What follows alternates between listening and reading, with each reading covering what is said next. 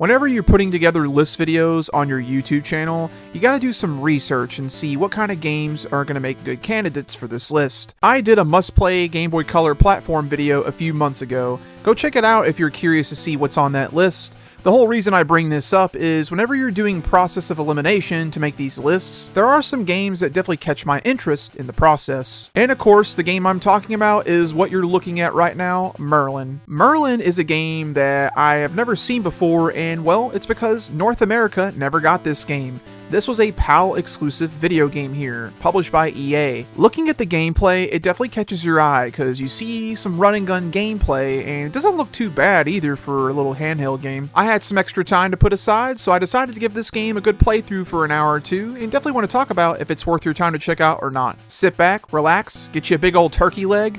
Let's talk about Merlin for the Game Boy Color.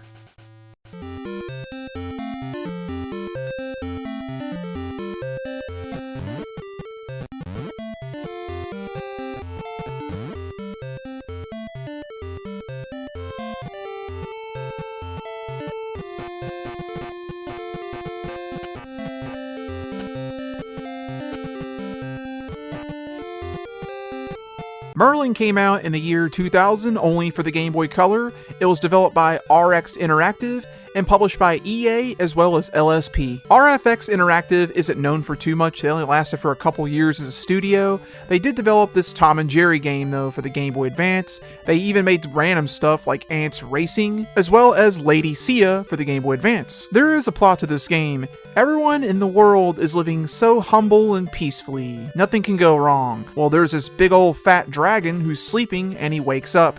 Well, he gets very mad and he decides to take all the spirits and rule the world. There's only one person on planet Earth who can stop all this madness, and it's you, Merlin. And then the game starts and you just have to go through a bunch of worlds, destroying all the evildoers and taking down the dragon. Merlin is an action platform run and gun game all the way. You can move with the D-pad left and right, and you can even press down to duck. You can jump with A, and doesn't matter if you hold or tap the button for a higher jump, it's the same jump every time. Lastly, B is shooting your magic, and you can shoot across left and right, and you can even hold up while shooting with B too. Really nice touch. This game feels a whole lot like another game, Ghosts and Goblins, and you'll be right at home with this game if you've played that.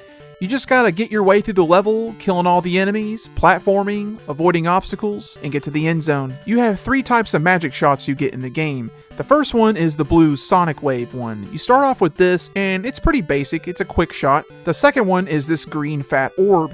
It's a little bit bigger, but man, it's slow, and it's the worst one. The best one is definitely the red one. You have these 2 red projectiles that get shot out. One comes at an arch. This is the way to go. You have a lot more range with this one, so definitely pick this one up every time you see it. Truly, those are the only pickups in the game. The only other one that you come across sometimes is this little fairy, and she just acts as a checkpoint, and that's about it. You can only take 2 hits the max in this game. You actually start off with 1 hit point. You can get another hit point, and how you did that is you start killing enemies, and whenever you kill enemies, you'll be granted a shield point. If you get hit again, you'll have to kill more enemies to get that shield point back. If you kill more enemies, as shown on your bottom meter, you'll get another upgrade to your weapon, and your projectile is a lot stronger and you can shoot more. The final upgrade, the whole meter is glowing. You can do your super special ultimate, and you can hold the B button depending on your magic, and you'll do this really cool, huge screen cleaner. Now that's really cool. Looks like you're shooting a huge hyper beam coming out when you have the red power. If you do happen to get hit, if you have no hit points, you'll just go back to the last checkpoint, either the beginning of the level or that fairy you ran into. If you happen to die and you have no lives left, I mean, really game overs and continues are pointless. You just go back to your last checkpoint no matter what happens. You've got 5 worlds in this game, or realms they call it in this one. And there's about 2 or 3 levels apiece and then a boss. You've got your regular side-scrolling levels as you've been seeing the whole time, but then you also have these wannabe shoot-'em-up levels. You're on this cloud and you can move Merlin on the cloud anywhere, but it's kind of annoying. You can't touch the top or bottom of the whole level or you'll die, but it's so freaking easy to do and you can't tell what you can hit or not hit. Each realm, they actually differ and you'll go vertically or horizontally back and forth. And that's cool and all, but it's just not fun because of the limitations of your movement. This game starts off pretty simple at first, but when you get to the second half of the game, it is actually going to ramp up in difficulty some. It gets kind of hard on some of this stuff. You got to do some really pixel perfect platforming like this section here. and it's not impossible or anything, but really, it has that momentum like Arthur from Ghosts and Goblins. You just gotta be mindful on when you do a jump, because you have to commit to where you land. This fire level too can also be kinda hard, because there's a lot of enemies that shoot projectiles like the stone statue, and you just gotta watch out for that stuff. Personally, I like the challenge. It's a nice touch to the game. I have to mention too, in the options menu, you can either select it to easy mode or pro mode, so kinda cool to have that there. There's a ton of enemy variety in this game. Each world has a lot of different stuff that you fight. It's just a bunch of different ghouls and creatures and just random stuff. The boss fights on the other end, I always look forward to these. They suck in this game. They are freaking pathetic. Like seriously, the easiest bosses possible. What is this, baby's first boss fight? Jeez. I will say though, the final boss is actually not that bad. I like the rhythm you do here. You gotta jump on his legs.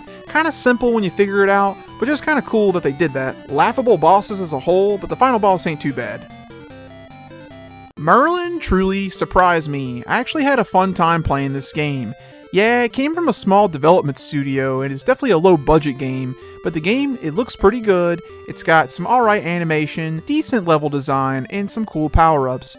The boss fights are kinda lackluster, but the final boss is okay. Not a bad Game Boy Color game if you got an hour to kill. The music is alright. It's kind of repetitive and it just kinda needs more with it, like drums or something. I know some of the tracks are just kinda alright. It's got a decent challenge, and truly, it's just kind of a hidden gem on the console. Merlin is trapped on the Game Boy Color, and it only came out in PAL regions, as mentioned earlier.